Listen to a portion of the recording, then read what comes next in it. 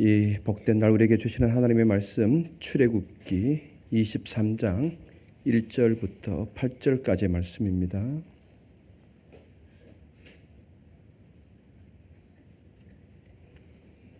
교독하시겠습니다.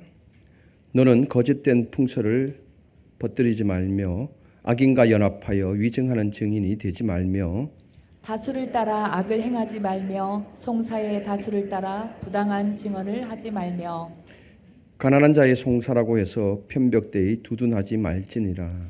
내가 만일 내 원수의 길 잃은 소나 나귀를 보거든 반드시 그 사람에게로 돌릴지며 네가 만일 너를 미워하는 자의 나귀가 짐을 싣고 엎드러짐을 보거든 그것을 버려두지 말고 그것을 도와 그 짐을 부릴지니라. 너는 가난한 자의 송사라고 정의를 굽게 하지 말며 거짓 일을 멀리하며 무죄한 자와 의로운 자를 죽이지 말라. 나는 악인을 의롭다 하지 아니하겠노라. 너는 뇌물을 받지 말라. 뇌물은 밝은 자의 눈을 어둡게 하고 의로운 자의 말을 굽게 하느니라. 아멘. 복된 주일 하나님께 예배드리러 나오신 판교성전과 강남성전 온라인으로 함께하고 계신 여러분들을 환영하고 축복합니다. 전심으로 예배할 때 하나님의 손길을 체험하게 되는 귀한 예배 드릴 수 있기를 소망합니다. 우리 앞뒤 좌우 인사 한번 나누실까요? 잘 오셨습니다. 반갑습니다.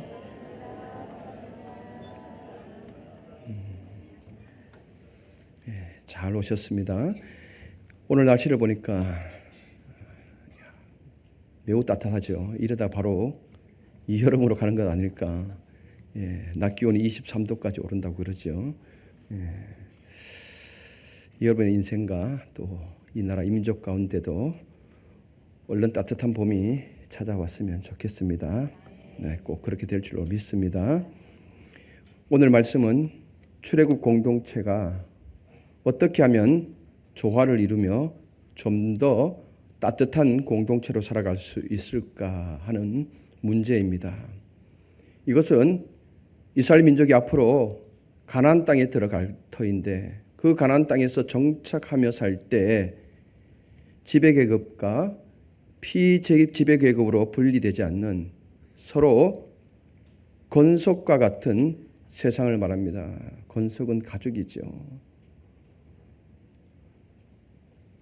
지배하는 계급도 없고 지배를 받는 계급도 없는 가족이 그렇지 않습니까? 이스라엘 공동체가 이런 가족과 같은 공동체가 되기를 하나님은 원하십니다. 이렇게 되기 위해서는 공동체가 정의와 자비라는 두 가지 중요한 가치 위에 세워져야 합니다. 이 둘 중에 한쪽으로만 치우치게 되면 불균형으로 공동체에 균열이 생기게 됩니다. 본문 1절에서 8절까지 읽었는데 한 단락은 9절까지입니다. 9절은 지난주에 우리가 잠깐 언급했기 때문에 9절은 본문에서 뺐습니다. 우리가 이건 8절까지 보면은 하나님께서 이스라엘 백성에게 정의를 실현하되 그리고 그 정의의 기초 위에 자비를 베풀 것을 명령합니다. 그래서 정의와 자비가 균형 잡힌 공동체가 될 것을 말씀합니다. 오늘 이 말씀을 통해서 우리가 어떻게 하면 이런 공동체를 이루어갈 수 있을까 함께 생각해 보도록 하겠습니다. 먼저 정의를 실천하는 공동체에 대해서 생각해 보십시다. 정의로운 공동체의 기초는 진실입니다. 진실을 우리가 말을 해야죠. 1절 한번 읽어보실까요? 다 같이요. 너는 거짓된 풍설을 퍼뜨리지 말며 악인과 연합하여 위증하는 증인이 되지 말며 아멘. 거짓된 풍설, 여기 풍설은 소문이죠. 소문, 헛소문, 퍼뜨리지 말라는 겁니다. 근거 없이 이런 소문을, 근거 없는 이런 소문을 우리는 듣게 되죠. 그랬을 때에 그 소문이 나에게서 멈춰야지 또 다른 누구에게 전해주지 말라는 것입니다. 카더라 그러죠. 카더라. 전언, 카더라. 소문은 꼬리에 꼬리를 물고 추측에 추측을 다하여서 많이 부풀려집니다. 오늘 우리가 숱하게 경험해 본 거 아닙니까? 그림 한번 보고 갈까요? 이게 뭡니까? 예전에 팔레트 아닙니까? 카드라 통신의 근원지가 바로 여기입니다. 아침에 빨래하러 나와갖고 빨래를 방망이를 두드리죠. 이놈의 연수 같은 남편. 그런데 한 사람이 어젯밤 우리 옆집에서 접시가 깨지는 소리가 들렸어. 근데 이 빨래하면서 이제 이 소식을 전하죠. 그럼 이 사람이 돌아가서 어떻게 됩니까? 접시를 던져서 TV가 깨졌대. 그 다음에 또 이 소식을 전해주면은 앰뷸런스까지 왔대. 이렇게 되는 거예요. 카드라 통신. 처음 전해 듣는 사람이 그 처음 소식을 들었을 때에 각자의 감정이 있고 각자의 어투가 있습니다. 그래 기분에 따라서 사람이 틀려지는 거죠. 어떤 말을 전해 들었을 때에 그래서 자기의 감정과 어투를 실어서 또 누구에게나 또 그 소식을 전합니다. 그래서 이것을 몇 번 거치고 나면은 아주 이상하게 됩니다. 말이. 가끔 우리가 야외에 나가서 지난번 우리 여전대 총여전대 우리 단합대 한번 나갔잖아요. 야외 예배 나갔잖아요. 거기서 말 전달하기 게임을 했잖아요.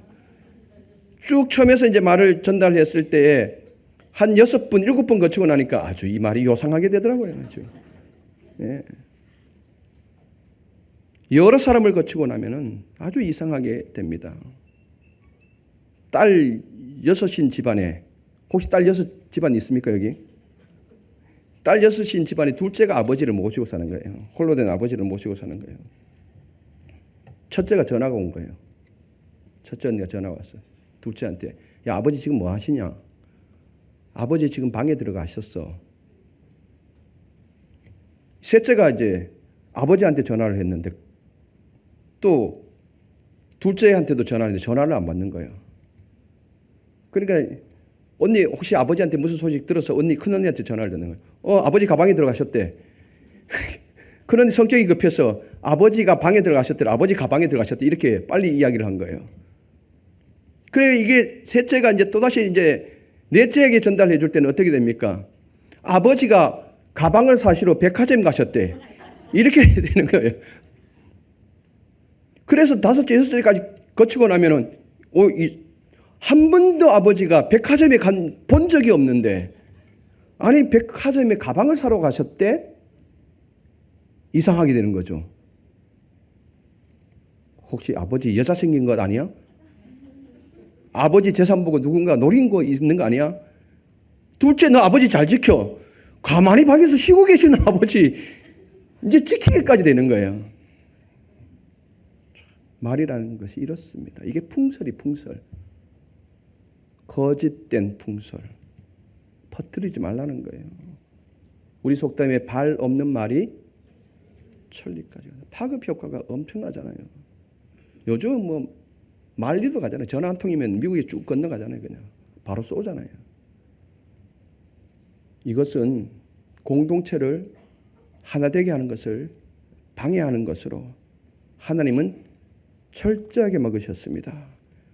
여기 거짓된 풍설을 퍼뜨리지 말며라는 이 말며가 원문 성경에 보면 최고 앞에 나옵니다. 말하라 하고 거짓된 풍설을 강력하게 이야기하기 위해서 그런 거예요. 절대 이 일을 하지 말라는 거예요. 어떤 소문이든 그것이 진실이든 거짓이든 그 여부를 떠나서 나에게 그 소문이 들어왔을 때에 풍설이 왔을 때에 이 말씀은 뭡니까? 나에게서 멈춰 세우라는 거예요. 더 이상 퍼져나가지 않도록 나에게서 멈춰 세워라. 덜은 가정에서든 직장에서든 특히 교회에서든 다른 사람에 대한 풍설을 듣거든 이 소문을 듣거든 나에게서 끝을 내라는 겁니다. 나에게 가둬두라는 겁니다. 그리고 성령의 은혜로 삭제시키라는 겁니다. 정의로운 공동체의 기초는 바로 여기서부터 출발하는 거예요. 우리가 말 때문에 얼마나 많은 이야기들이 오고 갑니까? 지금 이 사회에서도 이 말 때문에 지금 혼선을 겪고 혼란을 겪고 있지 않습니까? 하나님은 이걸 아셨던 거예요. 그래서 거짓된 풍설 너에게 오거든 나에게서 스톱. 그리고 성령의 은혜로 우리는 삭제를 시켜서 더 이상 전달되지 하지 않도록 하라는 겁니다. 그리고 1절 하반절에 보면은 악인과 연합하여 위증하는 증인이 되지 말라고 합니다. 연합. 이 연합이라는 단어는 다른 사람의 손에 자신의 손을 두는 행위를 말합니다. 이렇게 옆에 사람 손 한번 얹어 보실까요? 손가락이 왜 그렇게 멀리 이렇게 떨어져 있어요? 예, 이렇게 이걸 말합니다. 근데 거기에 악인이 붙죠. 곧 어떤 일에 손을 맞잡고 서로 결탁하는 행위를 말하는 거예요. 이렇게 올려두는 행위. 여러분들의 손이요. 지난번에 우리 할렐루야 성가대 주의 손을 포개고 우리 찬양했지 않습니까? 주의 손에 나의 손을 포개고 이 결탁이에요. 연합이에요. 우리가 좋은 일에는 이 손을 포개야 되는 거예요. 자, 교회를 세워가는 일에 손을 포갭시다 할 때 손을 포개야 되는 거예요. 하나님을 섬기는 일에 우리가 손을 포개야 되지 어떠한 불의한 일에 이 손을 포개면 안 된다는 거예요. 우리 성경 그렇게 말씀하고 있잖아요. 연합이란 단어 앞에 악인이 붙어서 악인과 손을 맞잡지 말고 법정에서 거짓 증거하지 말라는 거예요. 손을 포개해서 둘이가 말을 맞춰서 거짓 증거하지 말라는 겁니다. 여러분, 우리가 한평생 살아가면서 뭐 법정에 쓸 일이 얼마나 있겠습니까? 한 번도 안 쓰시는 분들도 있고 대부분이 거의 안 쓰죠. 그런데 오늘 이 법정에 대해서 이야기를 합니다. 근데 중요한 것은 우리는 매일매일 삶이라는 법정에서 살아가고 있는 거예요. 어제도 삶이라는 법정에서 우리는 살아갔고 오늘 또 삶이라는 법정에서 살아갑니다. 그럴 때 나는 누군가에 대해서 증언을 해줄 수도 있고 또 나는 어느 날은 내가 재판관으로서 누구를 판단해야 할 때도 있습니다. 그럴 때 악의 편에 서서 손을 맞잡고 위증하지 말라는 겁니다. 누군가를 공경에 빠뜨리기 위해서 처음부터 거듭거듭 거짓 증언을 하지 말라고 오늘 성경은 강력하게 경고하고 있습니다. 이는 정의를 굳게 만드는 일입니다. 우리가 선을 행하기 위해서 자신의 손을 다른 사람의 손에 두어야지. 교회를 섬기기 위해서 다른 사람의 손을 맞잡아야지. 불의하기 위해서 자기의 손을 다른 사람의 손에 얹어 놓지 않았으면 좋겠습니다. 또한 정의로운 공동체를 만들려면 다수를 따르는 것에 대해서 위험성을 말씀하고 있습니다. 2절 한번 읽어보실게요. 다 같이요. 다수를 따라 악을 행하지 말며 송사의 다수를 따라 부당한 증언을 하지 말며. 아멘. 다른 사람들이 다 악한 일을 한다고 해서 너희도 악한 일을 하면 안 된다. 다른 사람들이 다 거짓 증언을 한다고 해서 너희도 함께 거짓 증언을 하여 공정한 재판을 방해하면 안 된다라고 말씀하고 있습니다. 세상에는요, 선보다 악을 취하는 경우가 훨씬 많습니다. 그래서 사람들은 잘못된 것이라 할지라도 대세를 따르는 경향이 있습니다. 대세. 이거 대세야 그러잖아 우리가. 그래서 본문에는 다수 대세를 따르는 위험성에 대해서 경고를 하고 있죠. 2번이나 강조를 하고 있잖아요. 2번. 다수라는 단어를 한 문장 속에 2번을 쓰고 있습니다. 그만큼 주의하라는 거죠. 사람은 다수에게 속하는 것을 좋아합니다. 그래야 내가 안전하다고 생각하거든요. 왕따시키는 것이 나쁜 것인 줄 알아요, 분명히. 알면서도 다수에 끼려고 하는 것은 그것이 더 안전하다고 판단하기 때문에 그런 거예요. 내가 어떤 견해를 가지고 있어도 다수가 나와 다르다면 우리는 슬그머니 자신의 입을 다물고 다수의 편에 가담합니다. 내가 생각하는 것이 옳다 할지라도 다수가 그렇게 생각하기 때문에 그쪽으로 서려고 하는 경향이 사람들에게 있다라는 거죠. 특히 교회 내에서 어떤 의견을 제시할 때 이런 경우가 많습니다. 민주주의 원리가 뭡니까? 다수결로 합시다 그러잖아요. 이를 잘못 이해하는 분들이 있습니다. 물론 민주주의 결정 과정에서 다수결이 필요합니다. 근데 그냥 다수결 어떤 의제를 내서 그냥 다수결 처리를 해버리면은 이것은 엄밀히 말하면 민주주의가 아닙니다. 진정한 민주주의는 어떤 일에 대하여서 다양한 견해를 의제를 올립니다. 젊은 사람의 의견도 들어보고 의제도 들어보고 연장자의 의견도 들어보고 의제도 들어보고 여성분의 의제도 들어보고 남성분의 의제도 들어보고 가진 자의 의제도 들어보고 못 가진 자의 의제도 다 올려놓고 그 각자의 이야기를 들어본 다음에 합의를 도출해 가는 과정입니다. 서로의 생각이 다르기 때문에 서로 조정해 가면서 합의를 도출하는 것이 이게 세련된 민주주의예요. 고급진 민주주의예요. 무조건 다수결로 합시다. 이게 아닙니다. 그래서 합의를 하다가 도저히 안 될 때에는 그때 비로소 뭐예요? 다수결로 정하십시다. 이게 민주주의 절차거든요. 교회가 꼭 이렇게 되었으면 좋겠어요. 그렇게 했는데도 결정을 못 낼 경우에 어쩔 수 없이 우리가 손을 들어서 한번 결정을 하십시다. 이게 다수결이죠. 어떤 영향력 있는 자가, 힘 있는 자가, 권력을 가진 자가, 돈 많은 자가 의견을 냈다고 하여서 다른 사람 견해는 들어보지도 않고 우리 다수결로 밀어붙입시다. 다수결로 하십시다. 정당한 민주주의 절차가 아니죠. 본문에서 다수를 따라 악을 행하지 말며라는 말은 악을 행하기 위해서 다수의 뒤에 있지 말라는 겁니다. 다수의 뒤에 서지 말라는 겁니다. 우리는 말씀 뒤에 서야 합니다. 예수님이 기준이 되어져서 예수님 뒤에 서야 되지 정확하게 판단하지 못하는 이 사람들의 다수의 편에 서면 절대 안 된다는 것입니다.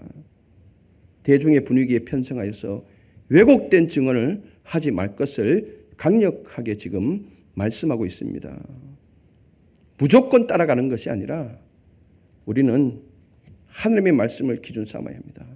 다수라고 해서 무조건 따라가면 안 됩니다. 이것이 하나님의 말씀에 위배되냐 위배되지 않느냐 그 기준이 되어야 됩니다. 옳은 길에 대하여서 여러분들 따라갈 수 있기를 바랍니다.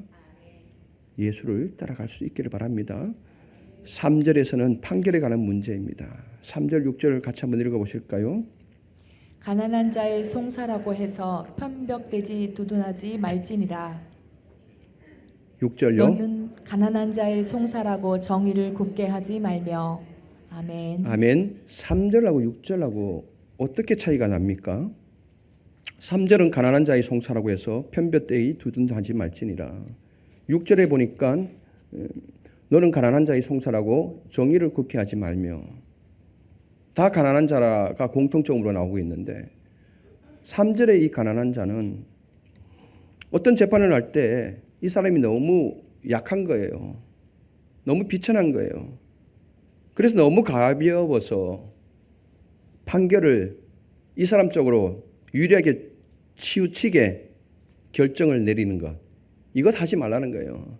당시의 재판관이 자기의 명성을 조금 더 얻기 위해서 대중들의 인기를 끌기 위해서 이 약한 자를 봐주는 경향이 있거든요. 그래서 정확하게 판단하라는 거예요. 약한 자라고 해서 봐주지 말아라. 법에 따라서 정확하게 공정하게 판단하라는 겁니다. 이게 정의를 세워가는 거죠. 6절의 말씀은 가난한 자라고 해서 무시해서도 안 된다는 것입니다. 예전에 우리가 이런 말 많이 쓰지 않았습니까? 유전무죄, 무전유죄. 그렇죠? 죄가 없어도 돈이 없으면은 죄가 인정되는 거예요. 죄가 있어도 돈이 있으면은 죄가 없어지는 거예요. 예전에 그렇게 많이 했잖아요. 그래서 정관예우라는 말을 많이 썼잖아요. 금방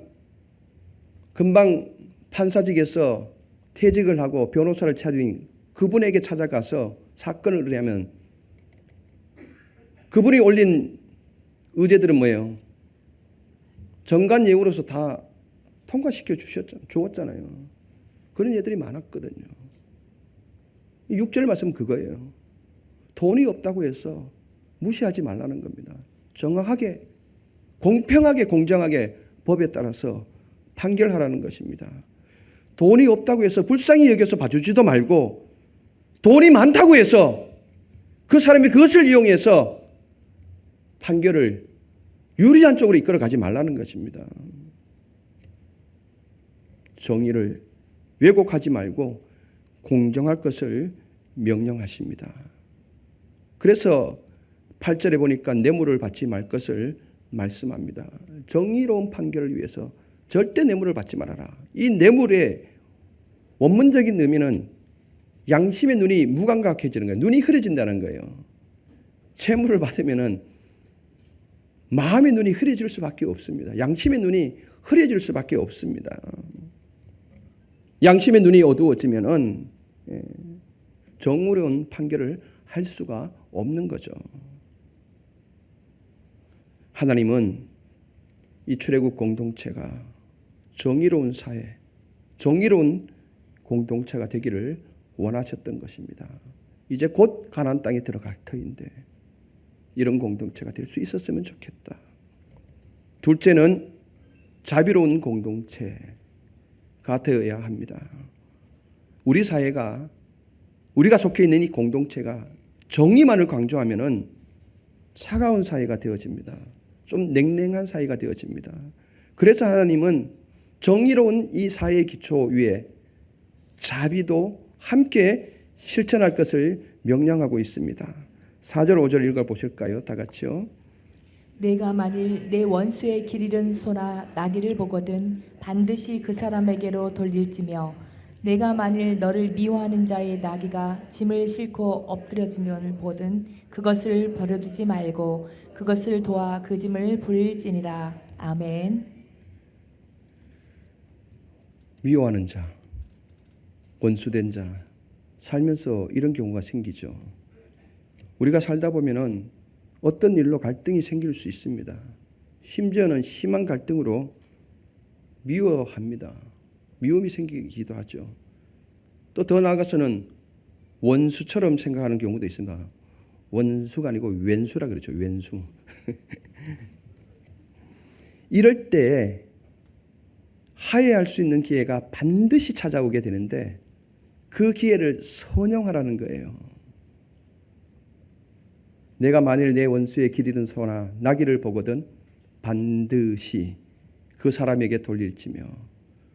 원수처럼 생각하는 사람의 소가 어느 날 밖으로 뛰쳐나온 거예요.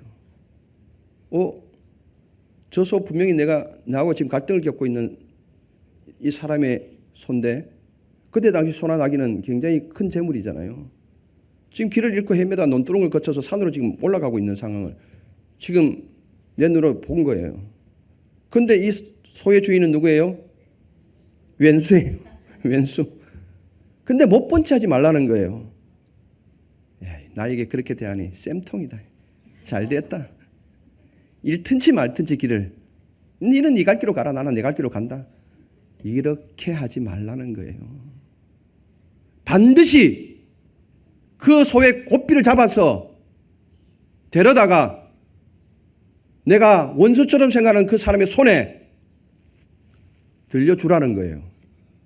그러면은 그 손을, 그 고삐를 잡고 넘겨받은 이 사람이 마음으로 어떻게 생각할까요? 우리는 다 착한 사람들만 있는가 봐요. 시키지도 않는 일을 왜 해? 오지랖도 넓어 막 이렇게 하잖아요.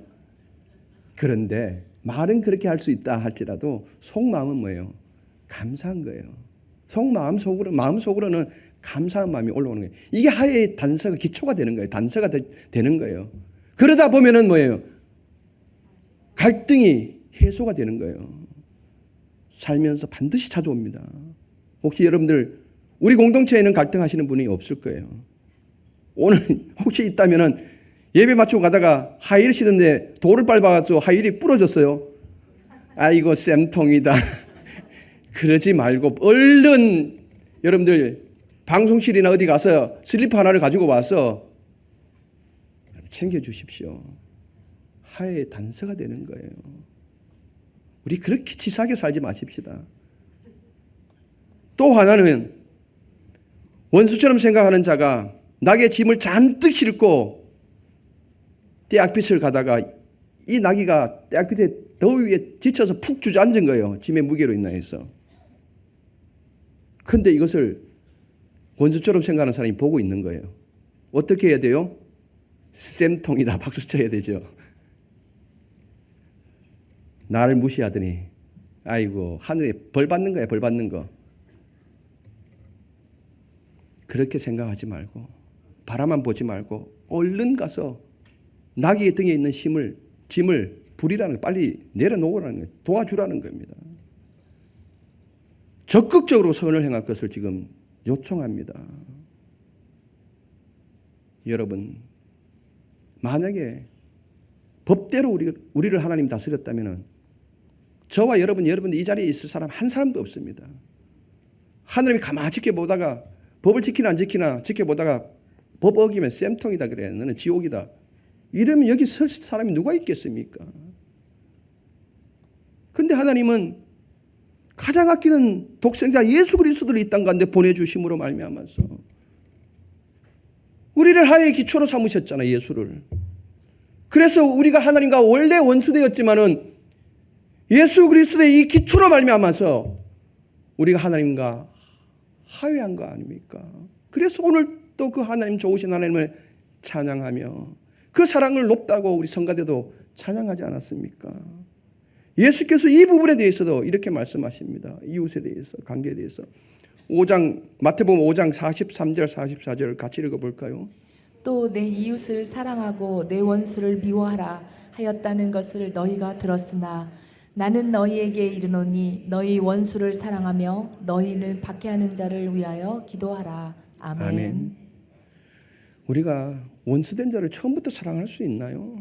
못하죠. 그렇기 때문에 너를 괴롭히는 자들을 위해서 우선적으로 먼저 기도하라는 겁니다. 그를 위해서 깊이 기도하라는 거예요. 근데 그렇게 기도하다 보면은 어느 날 이 하해를 만들 수 있는 이 기초가 단서가 우리에게 주어진다는 거예요. 기회가 온다는 거예요. 그때 그 기도한 사람은 얼른 가서 나귀의 짐을 내려놓기도 하고 고삐 뿔린 소를 잡아다가 내가 원수처럼 생각하는 그 사람의 손에 넘겨줄 수 있다는 거예요. 우리 공동체가 이랬으면 좋겠습니다. 여러분들 가정도 그렇게 했으면 좋겠습니다. 이해를 하나 드리겠습니다. 대구 여러분들 최용덕 간사님 여러분들 아실 거예요. 대부분 40대 50대를 지나는 분들은 낮엔 해처럼 밤엔 달처럼 지으신 분. 대구 지역에서 찬미예수, 지금도 찬미예수가 유명하잖아요. 찬미예수 곡집을 작곡하신 분인데 그가 작곡한 복음송이 굉장히 많습니다. 이제 그가 이 작곡을 내고 이름이 알려져서 대구 지역에 찬미예수라는 찬양단을 결성을 했죠. 그래서 목요일마다 집회를 했죠. 대단했습니다. 그때 80년도 찬미예수 그러면 정말 대단했습니다. 근데 그 단원을 모집하니까 작곡 전공자, 성악 전공자들이 다 온 거예요. 근데 이분은 최용덕 간사님은 건축 전공이거든요. 그런데 어느 날 어떤 문제로 인해서 이 작곡을 전공했던, 하여튼 음악을 전공하신 분이 이 최용덕 간사님을 엄청나게 무시한 거예요. 그래갖고 대판 싸움이 붙은 거예요. 엄청나게 싸움이 붙은. 그래서 헤어졌어요. 다시는 안 본다고 헤어졌어요. 그리고 그날 며칠을 지나고 있는데 어느 날 하나님께서 이 최영덕 간사님에게 먼저 가서 하회해라. 먼저 가서 하회해라. 이 음성이 들리는데 이 간사님이 저 못하겠습니다. 그 자식하고 내가 하회를 하면은 내 인간이 아닙니다. 못하겠다고 하나님께 거부를 한 거예요. 또 하회하려고 소리가 들리는데 거부를 한 거예요. 근데 그날 밤에 싸웠던 그 사람이 그때 당시 교통편도 좋지 않은데 그 밤 늦은 밤에 그 먼 거리에서 찾아와서 자기 앞에 무릎을 딱 꿇으면서 나를 용서해달라고 그렇게 먼저 용서를 한 거예요. 그때 이 최영덕 간사 머리 한 방 세게 얻어맞은 거예요. 그때 이 지은 곡이 내가 먼저 손 내밀지 못하고 내가 먼저 용서하지 못하고 내가 먼저 웃음 주지 못했네. 나는 이렇게 머뭇거리고 있네. 내가 먼저 챙겨주지 못했고 내가 먼저 이해하지 못했고 내가 먼저 높여주지 못하고 이렇게 고집부리고 있었네. 오 강경한 나의 입술이여, 오 더러운 나의 마음이여, 추악한 나의 욕심이여, 서글픈 나의 자존심이여, 나의 입은 사랑을 말하면서 나의 입은 화해를 말하면서 왜 내가 먼저 져주지 못했을까?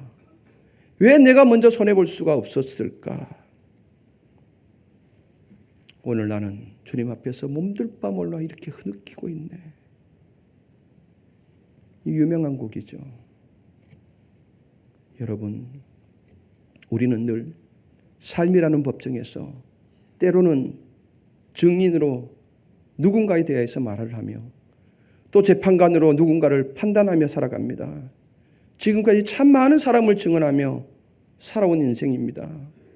어제도 오늘 이 예배가 끝나면 오늘 또 우리는 어떤 이유인지 몰라도 많은 사람들에게 대하여 말하고 판단할 것입니다. A라는 사람은 어떻고 B라는 사람은 저랬대, C라는 사람은 그렇게 안 봤는데 몹쓸 양반이군. 우리는 이렇게 진실 여부를 떠나 소문을 듣고 풍설을 듣고 어느 날은 증인의 자리에서 어느 날은 재판관의 자리에서 위증이나 부당한 증언을 할지도 모르겠습니다. 지금까지 우리가 그렇게 살아왔다 할지라도 새롭게 들어가는 출애굽 공동체, 가나안에 정착해야 할 이 공동체는 그렇게 살지 말라는 겁니다. 정의가 흐르는, 정의 위에 자비가 흐르는 그런 공동체가 되었으면 좋겠다라고 하나님은 이스라엘 백성들, 오늘 이 말씀을 읽는 우리 모두에게 부탁하십니다.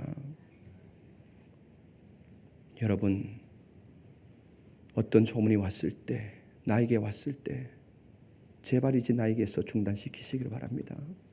더 이상 넘어가지 않도록, 그리고 성령의 깊은 은혜로 그것을 삭제시키길 바랍니다. 절대 불의한 다수에 서지 말고 말씀 뒤에 서시고 우리 주님 뒤에 서실 수 있기를 바랍니다. 그리고 내가 살다가 갈등을 빚어서 미워하는 사람이 있거든 반드시 하회의 기회가 찾아왔을 때 적극적인 선을 행함으로 자비가 강같이 흘렀으면 좋겠습니다. 그래서 여러분의 가정이 샬롬의 공동체가 되었으면 좋겠고요. 여러분들이 다니는 직장이든 사업장이든 거기에서도 평화의 공동체를 이뤘으면 좋겠고요. 특히 우리 반석교회가 자비가, 정의가 균형 잡힌 그런 건강한 공동체가 되었으면 좋겠습니다. 기도드리겠습니다. 하나님 아버지 감사합니다. 오늘 또 우리를 귀한 예배의 자리로 불러주셔서 감사합니다. 오늘 이 말씀 깊이 묵상하고 지금까지는 어떻게 우리가 살아왔다 할지라도 이제부터는 우리가 정의를 세워가게 하여 주시고 정의 위에 자비가 강같이 흘러갈 수 있도록 우리의 삶을 이끌어 주시고 인도하여 주시옵소서. 그래서 우리의 발길이 닿는 곳에 샬롬이 이루어지게 하여 주시고 우리의 손길이 닿는 곳에 주의 은혜가 강같이 흐르는 역사가 있게 하옵소서. 예수 그리스도 이름으로 기도드리옵나이다. 아멘.